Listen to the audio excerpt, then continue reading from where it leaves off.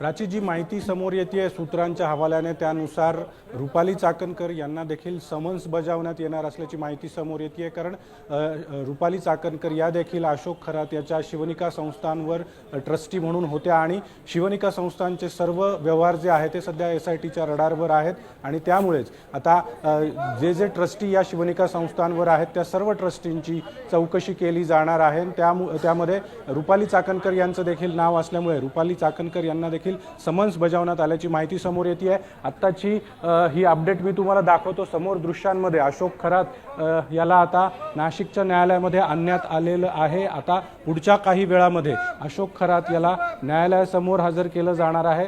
प्रचंड असा पोलीस बंदोबस्त न्यायालयाच्या आवारामध्ये ठेवण्यात आलेला आपल्याला बघायला मिळतोय। कारण मागच्या वेळी तृप्ती देसाई आणि अन्य एका व्यक्तीने त्या ठिकाणी अशोक खरात याला याच्या कानाखाली मारण्याचा अभिजित या संदर्भातली महत्त्वाची एक अपडेट समोर येते। तुम्ही आमच्यासोबत असेच थांबा। खरातला कोर्टासमोर हजर करण्यात आल्याची महत्त्वाची अपडेट समोर येते। आपण पाहतोय खरातची आज पोलीस कोठडी संपते आणि पुन्हा एकदा जाऊयात आपले प्रतिनिधी अभिजित सोनवणे यांच्याकडे। अभिजित, आताची महत्त्वाची अपडेट, खरातला कोर्टात हजर करण्यात आलाय।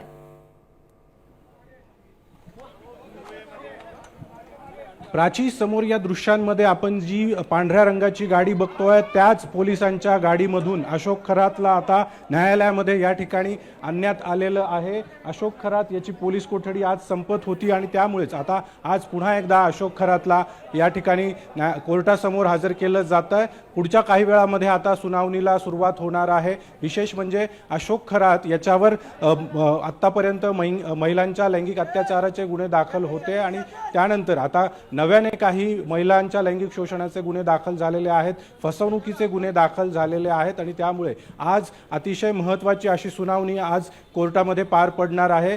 समोर दृश्यांमध्ये जर आपण बघितलं तर या ठिकाणी पोलिसांचं कडं आता तयार करण्यात आलेलं आहे आणि प्रचंड अशा पोलीस बंदोबस्तामधून पोलिसांच्या या कड्यामधून आता अशोक खरात याला कोर्टामध्ये नेलं जात आहे। अशोक खरात याच्यावर आत्तापर्यंत 10 गुन्हे दाखल झालेले आहेत। त्यामधले 8 महिलांच्या लैंगिक शोषणाचे आहेत तर 2 गुन्हे हे फसवणुकीचे आहेत आणि या सगळ्या संदर्भामध्ये SIT कडून मागच्या काही दिवसापासून तपास सुरू होता। मागच्या 3 दिवसांमध्ये अशोक खरात याचं कॅनडा कॉर्नर परिसरातलं जे ओकस प्रॉपर्टी अँड डेव्हलप शिकूया AI ची क्रांती, चला करूया MSCIT। आजच नजीकच्या MSCIT केंद्रात आपला प्रवेश निश्चित करा।